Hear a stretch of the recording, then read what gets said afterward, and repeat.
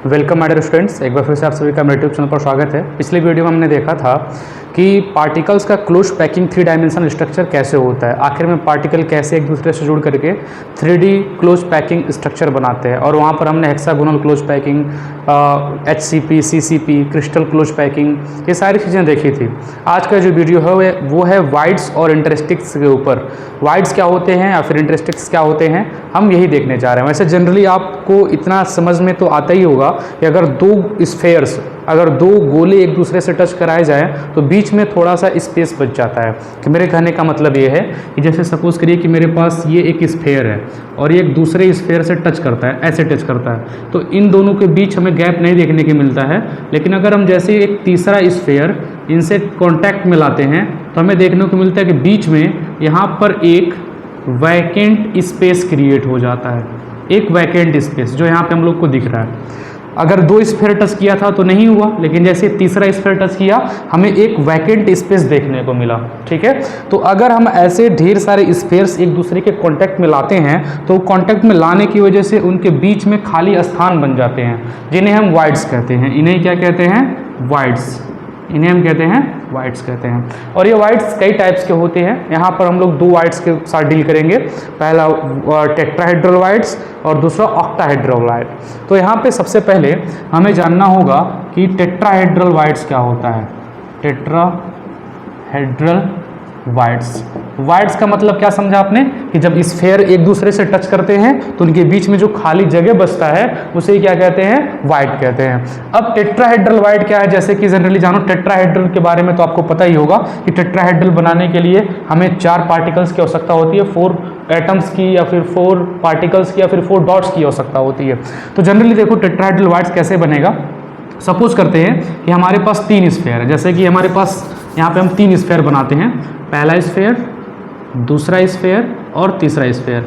अगर 3 स्फेयर आपस में ऐसे डायरेक्ट कांटेक्ट में हैं और इसको हम एक 4th स्फेयर के साथ लाके कांटेक्ट में रखना चाहें, 3 स्फेयर हैं, इसके ऊपर एक और स्फेयर हम लाके रख दें, एक और स्फेयर इन तीनों के ऊपर, तो इन तीनों के इस चौथे स्फेयर के कांटेक्ट में आने की वजह से बीच में यहाँ पे जो वाइड क्रिएट होगा इसे ही बोलेंगे टेट्राहेड्रल वाइड्स। यानी टेट्राहेड्रल वाइड्स बनने के लिए हमें 4 पार्टिकल्स की आवश्यकता होती है, फिर 4 एटम्स की आवश्यकता होती है। कैसे बने थोड़ा देख लो आप।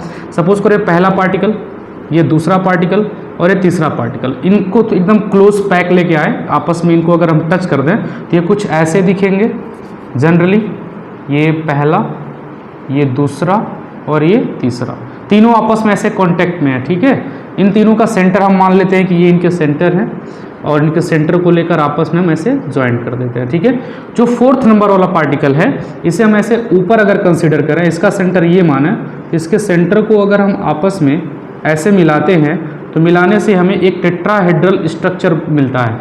ये हमको दिख रहा है ये टेट्राहेड्रल है, टेट्राहेड्रल ऐसे ही होता है। तो ये जो स्ट्रक्चर बन रहा है वो एक टेट्राहेड्रल स्ट्रक्चर बन रहा है। तो हमें यहाँ पर टेट्राहेड्रल वाइड्स देखना है। टेट्राहेड्रल वाइड्स का मतलब क्या हुआ, ये जब तीनों आपस में कांटेक्ट में आएंगे तो इनके बीच में जो ऐसे खाली जगह बचेगा उसे क्या बोलेंगे? टेट्राहेड्रल वाइड्स बोलेंगे।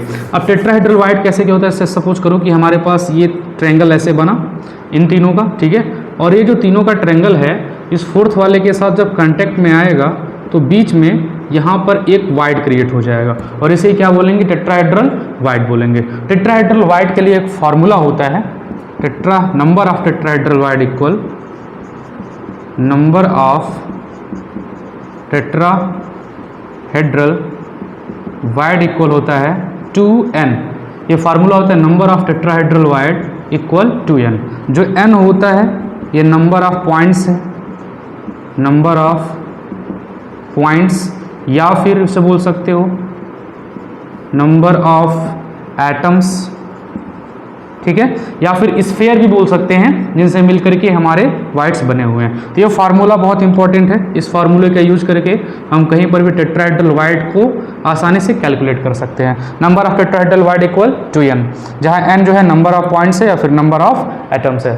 तो हमें यहाँ पर टेट्राहेड्रल वाइड का ये जो वाइड है और ये जो स्फेयर हैं इनके रेडियस के बीच हमें एक इक्वेशन फाइंड करना है। ठीक है, तो इसका आप स्क्रीनशॉट ले लो, फिर हम उसका डेरिवेशन देखते हैं। ले लिया? ठीक है, तो अब हम हेडिंग बना लेंगे relation between tetrahedral voids radius small r and sphere radius capital R. हमें रिलेशन निकालना है। नेक्स्ट हमारा जो हेडिंग है वो है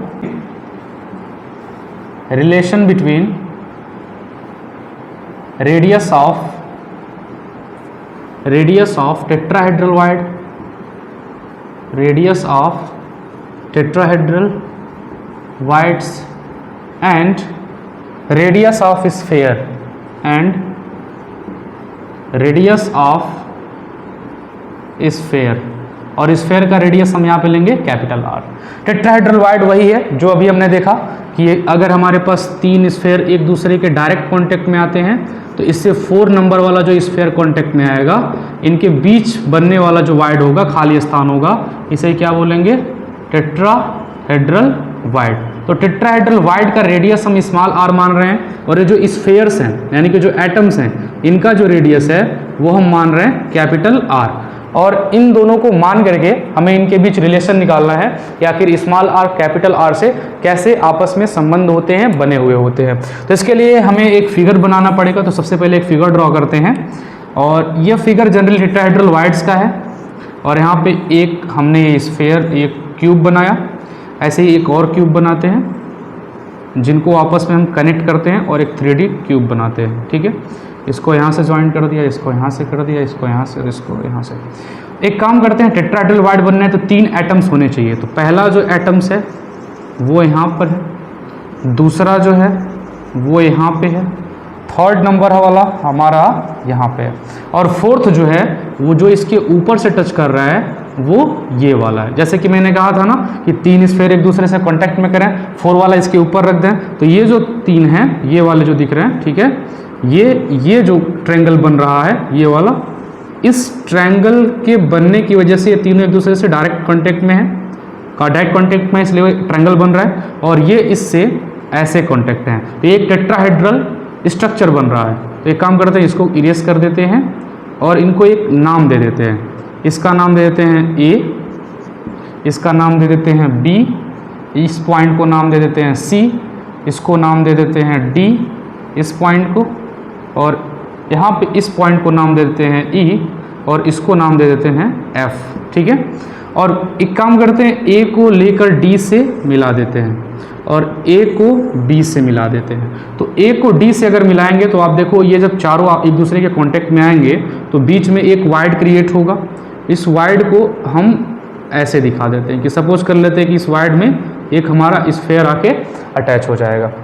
तो इस स्ट्रक्चर में सबसे पहले हम ट्रायंगल फर्स्ट लेते हैं। ट्रायंगल हम ले लेते हैं A B C, triangle A B C. In triangle A B C, triangle A B C में अब जनरल पाइथागोरस थ्योरम आप जानते हो, हम लेते हैं हाइपोटेनियस का स्क्वायर। हाइपोटेनियस यहाँ पे कौन है? हाइपोटेनियस हमारा ए बी है, तो हाइपोटेनियस हो जाएगा ए बी का स्क्वायर इक्वल परपेंडिकुलर किसी एक को मान लो ए सी आपका परपेंडिकुलर है, तो ए सी का स्क्वायर प्लस ये बी सी है, तो क्या कर दो बी सी का स्क्वायर। अब ये जो हमारा ये जो क्यूब है, इस क्यूब का साइड इक्वल मानेंगे और इसका सभी क्यूब का जो साइड होगा वो ए होगा। तो क्यूब का जितने साइड हैं उस पूरे साइड को हमने क्या मान लिया? ए। तो इसको हम ऐसे ए से दिखा देते हैं। तो यहाँ पे देखो इक्वेशन क्या बन जाएगा? ये बन जाएगा A B equal under root A C square plus B C square बनेगा। अब यहाँ से ए बी इक्वल ए सी की वैल्यू क्या है? ए, सी की वैल्यू ये भी क्या है? ए है, तो ये हो जाएगा ए का स्क्वायर प्लस बी सी की भी वैल्यू क्या है? ए है, ये क्या हो जाएगा? ए का स्क्वायर। यानी यहाँ से मिल जाएगा A B equal under root A कितना हो जाएगा? 2a square. इसे बाहर निकालेंगे तो ये हो जाएगा 2 तो अंडर रूट में ही रहेगा, ये स्क्वायर है तो बाहर आ जाएगा, तो जाएगा अंडर रूट 2a। यानी हमें यहाँ से मिल गया A B equal under root 2a। हमें A B equal under root 2a मिल गया। अब यहाँ पे देखो, अगर ये एक क्लोज पैक स्ट्रक्चर है तो a और b एक दूसरे से डायरेक्ट जुड़े होंगे। जैसे कि ये जो सपोज करो ये a है और ये वाला क्या है? b है। अगर ये a है b है, एक दूसरे से डायरेक्ट कांटेक्ट में है, तो इनके बीच का अगर हमें डिस्टेंस निकालना हो तो ये होगा r और ये भी क्या होगा? r। अब क्योंकि ये बड़े वाले स्क्वायर हैं तो ये r कैपिटल मानेंगे, तो यानी कि इन दोनों के बीच का जो लेंथ है वो कितना है 2r है। ए और बी के बीच का जो लेंथ है वो कितना है 2r है। देन चूँकि हमें पता है ए बी की जो वैल्यू है वो क्या है 2r है।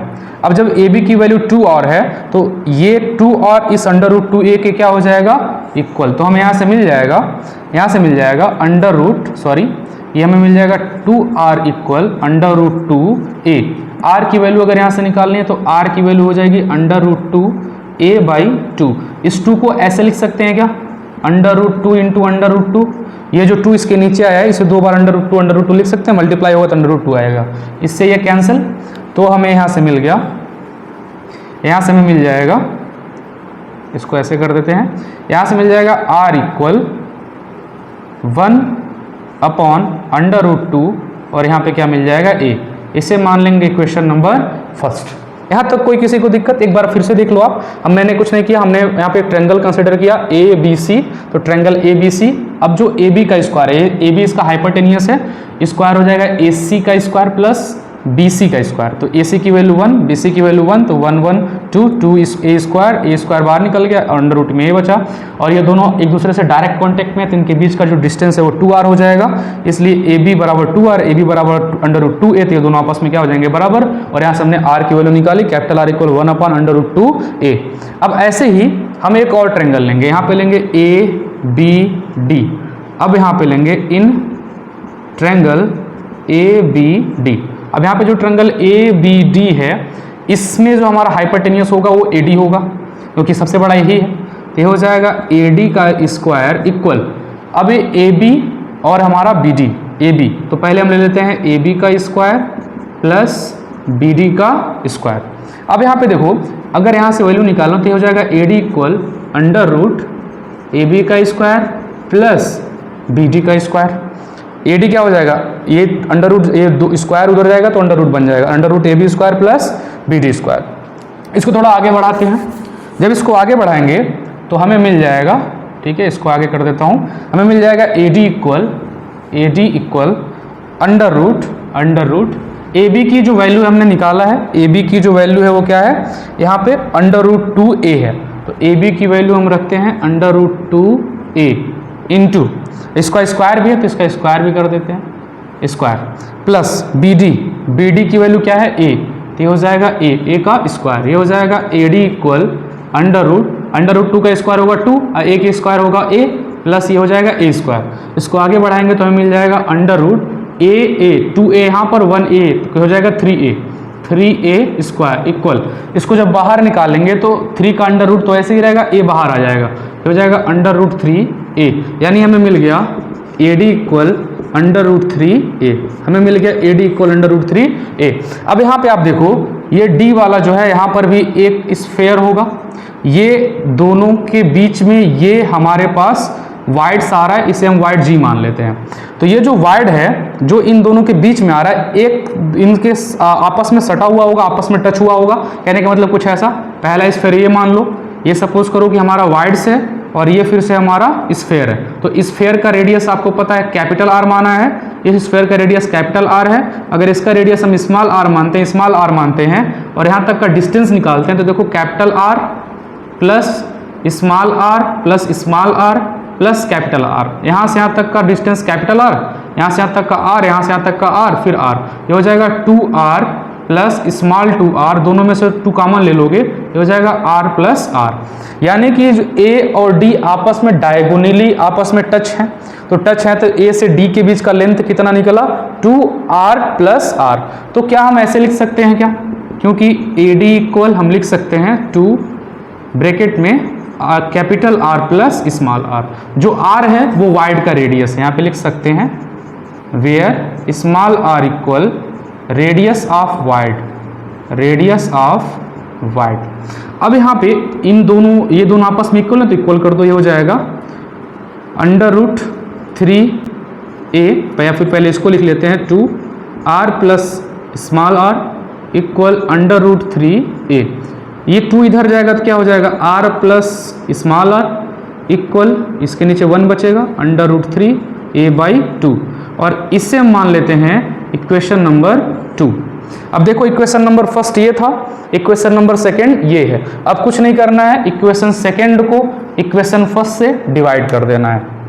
इसको ऐसे लिख सकते हैं, equation second divided by equation first. Equation second क्या है, पहले इसको लिख लेते हैं, capital R plus small r equal √3a/2।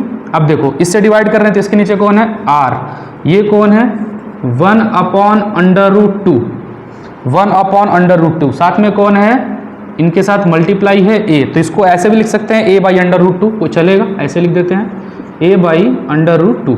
अब इस वैल्यू को मैं ऊपर सॉल्व कर देता हूँ। अब देख लो क्या है, यह है √3a/2 अपॉन, यह है a/√2, यह है a/√2, सबसे नीचे वाला यहाँ जाता है, ये वाला यहाँ जाता है, तो ये हो जाएगा √3a into √2 upon 2a, a से a कैंसिल हो गया, क्या बचा √3 इंटू √2/2। इस 2 को ऐसे लिख सकते हैं क्या, √2 इंटू √2, इसको ऐसे लिख सकते हैं, ये कट गया, क्या बचा √3 अपॉन √2। यहाँ बच गया capital R plus small r upon capital R equal √3 upon √2, ये हमको मिल गया। अब इसको हम फर्दर ऐसे आगे बढ़ा सकते हैं, इसको ऐसे लिख सकते हैं क्या, R upon R plus small r upon capital R equal √3/2। देखो ये R इसको भी डिवाइड कर रहा है, R इसको भी डिवाइड कर रहा है, तो R upon R plus small r upon capital R, ये हो जाएगा R अपॉन R, ये हो जाएगा 1 plus R upon R equal √3/2। अच्छा इस 1 को उधर भेजो तो क्या मिल जाएगा, R upon capital R equal √3/2 minus 1, ये हमें मिल जाएगा। ठीक है, हमें मिल जाएगा small r upon capital R √3 upon ये √2 है, √2 है, √2 है, √2 माइनस 1। इसको मैं ऊपर ही सॉल्व कर देता हूँ, इसको इरेज करके एक बार देख लो अब कैसे हो जाएगा सॉल्व। ये है r upon capital R equal, ये है √3 अपॉन √2 माइनस 1। इसको अगर सॉल्व करें इसके नीचे 1 मान सकते हैं, इसका मल्टीप्लाई इसमें, इसका इसमें, दोनों का आपस में, इसका इसमें हो जाएगा √3 माइनस इसका इसमें होगा √2 अपॉन इसका इसमें होगा √2। √3 की वैल्यू आपको पता नियर अबाउट 1.73 होता है, इसकी वैल्यू होती है 1.41, इसकी भी वैल्यू होती है 1.41। इसको सॉल्व करेंगे तो ऊपर वाला माइनस हो जाएगा तो कितना बच जाएगा एक बार देख लो, 3 में से 1 जाएगा कितना बच जाएगा 2, 7 में से 4 जाएगा कितना बच जाएगा 3, 1 में से 1 0, 0.3 अपॉन 0.32 अपॉन 1.41, यह जगह नियर अबाउट 0.225, ये अप्रोक्सीमेट आ जाएगा 0.225। तो इसको डायरेक्ट हम ऐसे लिख सकते हैं क्या, ऐसे लिख सकते हैं, और R upon capital R equal 0.225, ये इसको ऐसे लिख सकते हैं R इक्वल 0.225 कैपिटल R। तो हमें ये फार्मूला मिल गया। इस फार्मूले को मैं ऊपर लिख देता हूं, हमें क्या मिला, R इक्वल मिला, हमें मिला R इक्वल 0.225 कैपिटल R। ये वाला जो फार्मूला है ये भी मोस्ट इंपॉर्टेंट है, इसका भी यूज हम लोग करेंगे। यानी कि अगर कहीं हमें टेट्राहेड्रल वाइड्स का रेडियस दे देता है और स्फेयर का रेडियस दे देता है तो उन दोनों के बीच रिलेशन हम ऐसे निकालेंगे। तो ये डेरिवेशन है, कैसे इसका डेरिवेशन करेंगे, डेरिवेशन भी इंपॉर्टेंट है, हमें पता भी होना चाहिए कि आखिर ये R equal small r equal 0.225 capital R आया कहाँ से। ठीक है, मैंने पहले ही कहा था कि जो स्मॉल r है वो वाइड का रेडियस है, जो कैपिटल R है वो जो स्फेयर हमने एटम लिया है वो इसका रेडियस है। तो माय डियर स्टूडेंट्स, आज की इस वीडियो में बस इतना ही। इस वीडियो में हमने सिर्फ टेट्राहेड्रल वाइड्स को कवर किया, नेक्स्ट वीडियो में हम लोग ऑक्टाहेड्रल वाइड्स को कवर करेंगे और उसका भी डेरिवेशन करेंगे। तो my dear students, thank you to all of you for your attention. जय हिंद।